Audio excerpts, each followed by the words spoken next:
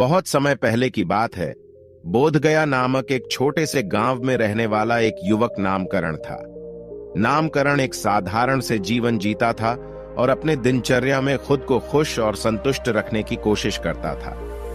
उसके पिताजी उसे गंदे विचारों से दूर रखने का सिखाते रहते थे। एक दिन जब नामकरण खेत में काम कर रहा था, उसे गौतम बुद्ध नामक महान संत के बारे में सुना। नामकरण को यह बात अच्छी लगी कि गौतम बुद्ध को अपने मन को शुद्ध करने के लिए विशेष योग्यताएं दी गई थीं। इस बात को जानकर नामकरण ने तय किया कि वह गौतम बुद्ध से मिलने का प्रयास करेगा और उनसे गंदे विचारों को दूर रखने के तरीके सीखेगा। नामकरण ने घर जाकर अपने पिताजी को बताया कि वह गौतम बुद्ध से मिलने जा रहा है। पिताजी में गर्व और खुशी थी और उन्होंने नामकरण को बहुत शुभकामनाएं दी। रास्ते में जाते हुए नामकरण ने एक पुराने गुरु को भी बारीकी से देखा, जो उसे बताता था कि अपने मन को नियंत्रित करके गंदे विचारों से दूर रखना संभव है। इससे प्रेरित हुआ नामकरण ने गुरु से अपने यात्रा के बारे में बात की और उनसे मार्गदर्शन मांगा।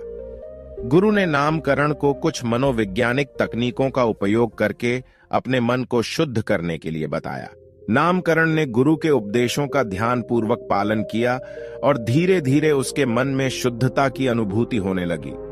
उसके विचार स्वच्छ हो गए और उसने अपने जीवन के सभी क्षेत्रों में प्रगति देखी।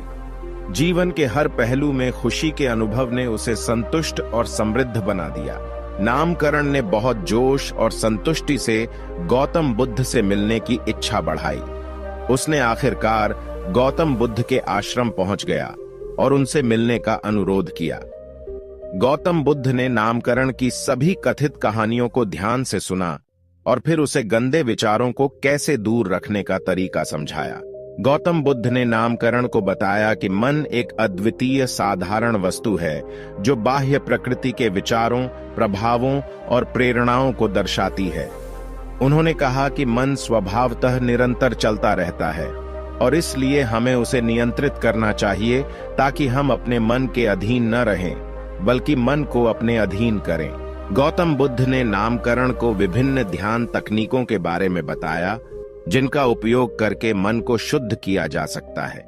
उन्होंने उसे ध्यान और मेधावी व्यक्ति के गुणों के विकास के लिए ज्ञान, सत्य, आदर्श, शांति और प्रेम के अभ्यास की महत्ता समझाई। नामकरण ने अपने दिल से इन उपदेशों को ग्रहण किया और गौतम बुद्ध के आश्रम में रहते हुए ध्यान और धर्म का अभ्यास किया। उसका मन बड़ी शांति और स्थिरता से भर गया और वह अपने जीवन के हर पहलू में सफलता प्राप्त करने लगा। उसने अपने मन की शुद्धता के माध्यम से विचारों, वचनों और कर्मों को उजागर किया और एक सकारात्मक और सामर्थ्यशाली दृष्टिकोण विकसित किया। नामकरण की सफलता देखकर गौतम बुद्ध ने उसे आशीर्वाद दिया और उसे यह सिखाया कि शुद्ध मन से गंदे विचारों को दूर करना हमेशा संभव है। वह उसे यह भी सिखाया कि एक साधारण व्यक्ति भी अपने मन को नियंत्रित करके महान कार्यों को प्राप्त कर सकता है। गौतम बुद्ध ने कहा, मन जीवन का श्रेष्ठ दूत है और यह हमेशा हमारे साथ रहता है, इसलिए हमें उसे सही राह पर ले जाना चाहिए। नामकरण को यह बात अच्छी तरह समझ में आई और वह अपने जीवन के हर क्षेत्र में सफलता प्राप्त करने के लिए नई ऊंचाइयों को छूने में सक्षम हुआ।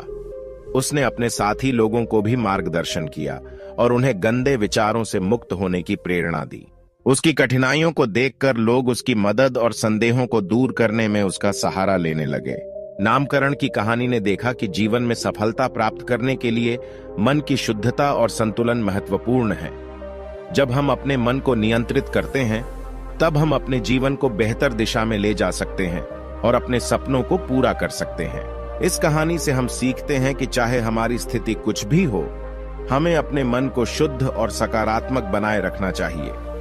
मन से सारे गंदे विचार दूर रखकर हम अपने जीवन को उज्जवल बना सकते हैं और एक सत्यनिष्ठ, संतुष्ट और प्रगतिशील जीवन जी सकते। इस कहानी के साथ वीडियो को करते हैं समाप्त, लेकिन उससे पहले कर दिखाओ कुछ ऐसा दुनिया करना चाहे आपके जैसा।